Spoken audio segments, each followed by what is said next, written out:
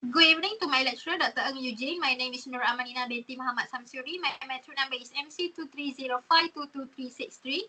So today I'm going to make a presentation about my reflection. So first I will start with the introduction.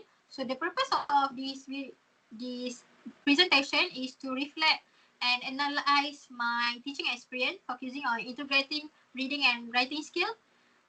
I want to evaluate my performance during the recent micro teaching session. I also will identify strengths and areas for improvement and outline steps to enhance my teaching approach. Next, I will briefly explain about the recent micro teaching session overview. So I taught a Form 1 student. The lesson is water pollution as part of Unit 15, Keep Green, Keep Clean. The objective was for students to correctly use vocabulary in sentence and extract information such as causes, effect, and solution from a short passage to answer question. I led the practice stage while my team members handle other lesson stage, which is Abigail handled the set induction, Kabila took care of the presentation, Yizi led the production part, and Daryl managed the closure part. So during the practice stage, I implemented several strategies to reinforce the lesson content and keep students engaged. So the first strategy I use is control practice. So for this strategy, I designed comprehension exercise, focus on water pollution and plastic pollution, where students practice using the target vocabulary and sentence structure by extracting information from a short passage on the causes, effect, and solution of water pollution. Exercise 1 was guided by me with a class discussion to ensure understanding. Meanwhile, for exercise 2, students completed the task independently for a few minutes and then followed by a class discussion to go over the answer and clarify any misunderstanding. So the second strategy I use is error correction. So for this strategy, I provided immediate feedback during the practice stage, correcting student mistake in vocabulary usage and sentence formation. So this helps students to understand the correct application of the language and its usage in the context. Next, I'm going to discuss about recollection and observation. So I will dive and explain what was done by me. So during the practice stage, I introduced a comprehension activity focused on water pollution. So I began by selecting a volunteer student to read aloud a short passage that highlighted key aspects of water pollution, such as its causes, effect, and possible solution. After the student read, I guided the class through identifying this element collaboratively. I'm asking questions like, what are the main causes of water pollution, and can anyone think of the effect of water pollution mentioned in the passage? So this approach helped the student focus and extracting relevant information from the text. Next, once we discussed the first passage as a group, I provided a second passage for independent practice. So this gave students the opportunity to apply the vocabulary and sentence structure they learned during the exercise 1 in a more individual setting. So I encourage students to respond aloud in complete sentence when discussing the passage. For example, instead of simply identifying the causes, I prompt, can you describe the causes of water pollution in a complete sentence? So this encourages students to use the language actively and in context. Throughout the practice stage, I also provided constructive feedback to ensure students were using the vocabulary correctly and forming complete sentence. If a student made an error, I will gently correct them. I'm offering alternative way to express the idea more accurately, which helps students reinforce the correct usage. Okay, for teaching material, I display the slide of short passage so that the student could follow along visually while I read aloud when discussing the question and answer. So this allows them to connect the spoken word to the written text. So I also highlighted key vocabulary and sentence structure on the board to reinforce their learning. For example, I underline words like caused by, harm, and address, which help the student focus on key terms when extracting information from the passage. Okay, to maintain focus and ensure understanding, I use guided questioning throughout the activity. So this allows me to check whether the student understand or not, whether the student following the lesson or not, and whether the student able to identify the key concept in the text. So for instance, I ask what solution are mentioned in the passage. So this ensure student were actively engaging with the material and accepting important details. Next, I'm going to discuss about critical analysis. First, I'm going to dive into effectiveness. For this part, I believe that the guided practice I used was effective in introducing students to the format and expectation for comprehension tasks. So by doing the first exercise together, students became familiar with the process of extracting key information from the short passage. Meanwhile, the independent practice allowed them to apply this skill. It helps students to force their understanding, and students also able to demonstrate better vocabulary usage and sentence construction during practice stage. Okay, second, for student engagement, I would say students were highly engaged during collaborative work, especially when discussing the causes and effect of water pollution.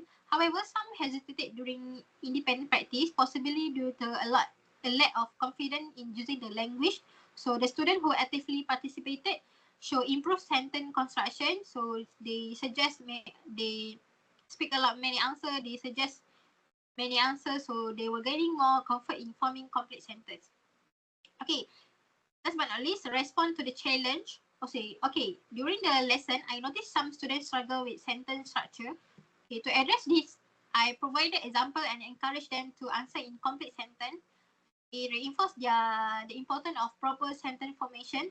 Meanwhile, for quitter and shy students, I gently selected them to answer simple questions. So this helped build their confidence and encourage more participation.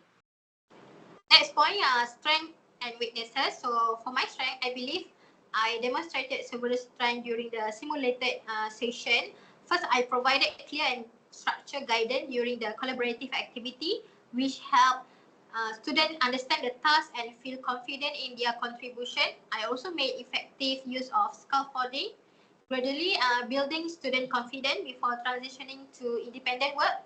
So by reinforcing grammar and vocabulary in meaningful context, I ensure that students not only learn new terms but also understand how to use them very well in sentence. For weakness, I recognize area where I need to improve, which is about my language use. Sometimes I use informal language like guys, which may not be appropriate in a formal setting. In a formal learning setting, so I need to be more mindful of my language choices and ensure that my grammar is correct when I'm speaking. Next, I found that I didn't have enough time to truly address all student answer, and some students didn't get as much individual attention as they needed. So in future session for micro teaching, I will make sure to manage time better. I also could have incorporated more interactive element when discussing answer, such as using slide presentation with motion or visual to keep students engaged and make the session and learning more dynamic.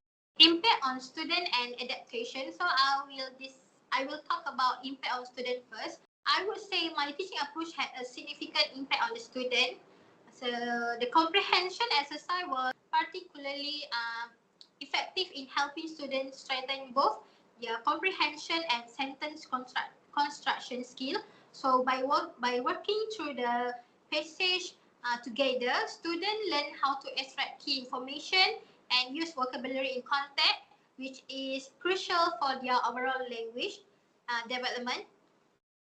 Next, the class discussion was especially helpful for students who were less confident. So this collaborative approach allows the student to engage with the material in a supportive environment. So it also boosts their understanding and helping them feel more comfortable expressing their thought and idea. Okay, for the adaptation, throughout the lesson, I made sure to adapt my teaching method to meet the diverse needs of the student. For those who struggle or seem confused, I provided extra example and immediate one-on-one feedback. So this personalized attention helped clarify any misunderstanding and ensure that students were not left behind. I also varied my questioning technique to engage different learning styles in the classroom. So for example, during the guided practice, I used logical and structured questions which were well for students who prefer a more methodical approach.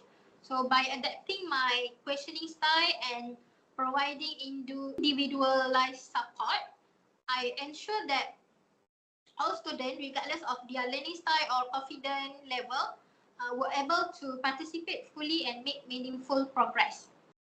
Now I'm going to talk about my goal setting and action plan. So I have 3 goals. So one of my goal is to enhance strategy for maintaining student engagement, particularly during the independent tasks, ensuring they stay focused and motivated. Second, to improve my strategy for meeting the diverse needs of students at different proficiency level, ensuring that all students can progress at their own pace. Last but not least, to refine my time management skill to ensure that every student receive the necessary feedback, enabling them to improve and stay on track.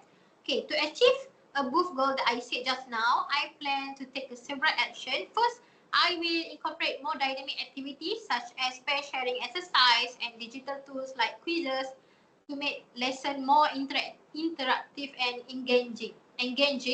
Second, I will attend workshop on differentiated instruction to learn more about adapting lesson to meet diverse learning needs. Last but not least, I also plan to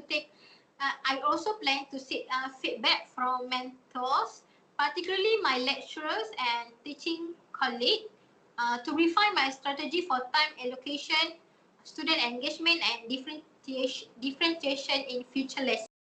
Last but not least, I'm going to conclude my presentation. So to summarize, during the recent micro-teaching session, the practice activity play a key role in bridging student understanding between vocabulary and real-world application, particularly regarding water pollution. So by engaging with the material, students were able to connect the language they were learning to real-life issue. So I also identify several strengths in my teaching approach, such as providing clear guidance during the comprehension exercise. This not only helps students understand and use new vocabulary, but also enable them to answer the comprehension question with correct sentence structure. However, I also acknowledge areas for improvement, such as enhancing student engagement, differentiating instruction for students with varying proficiency level, and refining my time management technique to ensure that I can address all student needs within the allocated lesson time. Before I end my presentation, I want to say that I'm grateful for the opportunity to teach and reflect on this experience. So this process has allowed me to identify both my strength and area that I need to further development. So I am committed to continuous improvement. I aiming to create more engaging and effective lesson in the future. I will continue to seek advice and learn from my colleagues to further refine my teaching skill. I look forward to implementing the change I have discussed to improve future lesson and ensure that all students can achieve their learning goal. Last but not least, a special thank you to my lecturer, Dr. Ng Eugene. I have learned so much from you in this course, especially in terms of educational practice. So I think that's all my presentation for reflection. Thank you.